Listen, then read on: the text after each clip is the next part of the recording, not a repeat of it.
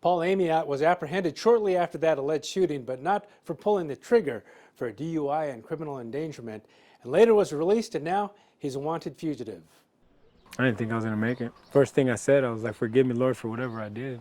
And if there's room for me at the gates, then, you know, welcome me in, because I think I'm coming. Sergio Lopez can't believe he's here after a close encounter with death.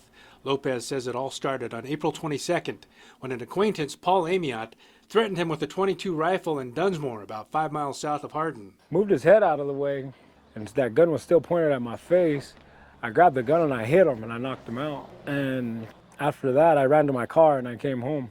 Later, according to court filings, Amiot arrived at Lopez's home with a 12-pack of beer and a .300 Winchester Magnum caliber rifle. He handed the gun to Lopez, who fired a shot into the ceiling, and gave the gun back to Amiot, who Lopez says then shot him. When he had the gun pointed at me, I knew he was going to pull the trigger. Amiot was later apprehended and Lopez was rushed to the hospital, but Amiot was never charged with firing the weapon. Instead, he was pulled over that same day for drunk driving. He served a 40-day sentence for DUI and criminal endangerment and was released. There's somebody out there on the loose that's a danger to the community. Lopez and his family now fear what Amiot could do next.